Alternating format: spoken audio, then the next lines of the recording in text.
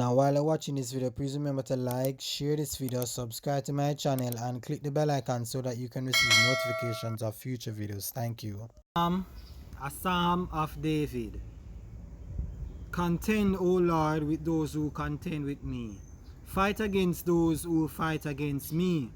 Take hold of shield and buckler and rise for my help. Draw the spear and javelin against my pursuers. Say to my soul, I am your salvation. Let them be put to shame and dishonor who seek after my life. Let them be turned and disappointed who devise evil against me. Let them be like chaff before the wind, with the angel of the Lord driving them away. Let their way be dark and slippery, with the angel of the Lord pursuing them. For without cause they have hid their net for me. Without cause they have dug a pit for my life. Let destruction come upon him when he does not know it, and let the net that he hid ensnare him. Let him fall into it to his destruction. Then my soul will rejoice in the Lord, exulting in his salvation. All my bones shall say, O Lord, who is like you, delivering the poor from him who is too strong for him, the poor and needy from him who robs him. Malicious witnesses rise up. They ask me of the things that I do not know. They repay me evil for good. My soul is bereft. But I, when they were sick, I wore sackcloth. I afflicted myself with fasting. I prayed with my head bowed on my chest. I went about as though I grieved for my friend or my brother. As one who laments his mother, I bowed down in mourning.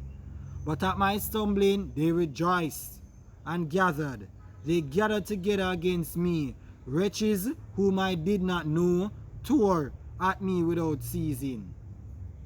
Like profane mockers at a feast, they gnash at me with their teeth. How long, O Lord, will you look on? Rescue me from their destructions, my precious life from the lions. I will thank you in the great congregation. In the mighty throng I will praise you. Let not those rejoice over me who are wrongfully my foes, and let not those wink the eye who hate me without cause. For they do not speak peace, but against those who are quiet in the land, they devise words of deceit. They open their mouths against me. They say, Aha, aha, our eyes have seen it. You have seen, O Lord, be not silent, O Lord, be not far from me. Awake and rouse yourself for my vindication, for my cause, my God and my Lord. This is the thrust now of Psalms chapter 35. Vindicate me, O Lord my God, according to your righteousness, and let not them rejoice over me. Let not them say in their hearts, Aha, our heart's desire. Let them not say, we have swallowed him up. Let them be put to shame and disappointed altogether, who rejoice at my calamity. Let them be clothed with shame and dishonor, who magnify themselves against me. Let those who delight in my righteousness shout for joy and be glad and say evermore, Great is the Lord, and delights in the welfare, who delights in the welfare of his servant.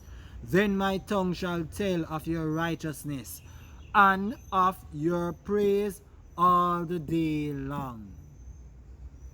The thrust of Psalms chapter 35 is David's plea for God to vindicate him. We find this in Psalms chapter 35, verse 23 and verse 24. Let me repeat. Awake and rouse yourself for my vindication, for my cause, my God and my Lord. Vindicate me, O Lord my God, according to your righteousness, and let not them rejoice over me. In this passage, David spoke about persons who hate him without a cause, persons whom, in their distress, he wore sackcloth and in tears for them, but yet still when he's down, they rejoice over him. Right? Persons who hate him without a cause, persons who seek to hurt him without a cause, persons who devise lies against him and plot all manner of evil against him. Persons whom he would have helped in their time of need, and when he needs the help, he doesn't see them. Right? And so David's plea to God was to vindicate him.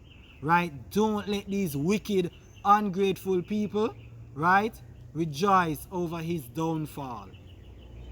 And the essence of my message today for you, right, is that God will indeed vindicate you. Just as how God in the end vindicated David against his enemies, we see what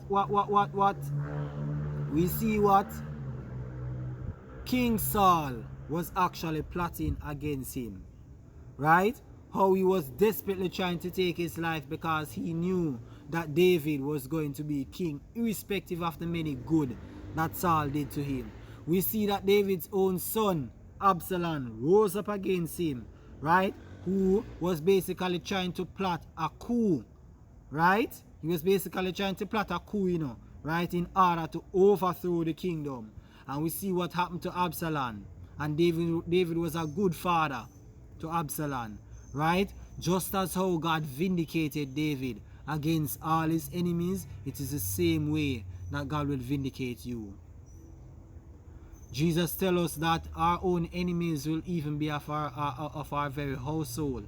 If your own enemies can basically come from your own household, you should not think it strange that your enemy is a co-worker. Your enemy is a neighbor. Your enemy is probably someone you attend school with. Your enemy could very well be a so-called friend of yours, right? Your enemy could also be, God forbid, a church member, right? Because just as how Jesus' enemy was basically supposed to be, quote-unquote, followers of God, don't think it's strange that if your very own enemy, right, is a church brother or a church sister. But what is the message of Psalms chapter 35? David's plea for God to vindicate him. Just as how God vindicate David, he will vindicate you. So don't stress yourself, right, over people who is trying to stain your name, who is trying to mar your image, people who are devising lies against you, people who are continually trying to make your life difficult, that one person who is trying to get you fired, right, that one person who is trying all manner of evil to prevent you from getting anything that is good, right? God will vindicate you where these persons is concerned.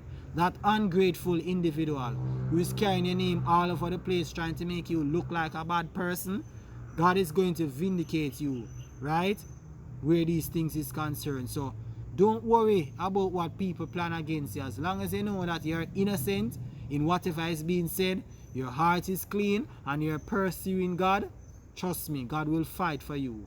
Just as though he fought for David, he's going to fight for you. So rest in Jesus right now, this day, and fight no more. Turn over your battle to the Lord, who will vindicate you. I end this video. I do hope that you enjoyed it. If you did, you know what to do. Like, comment, subscribe, and share this video. Bye bye now.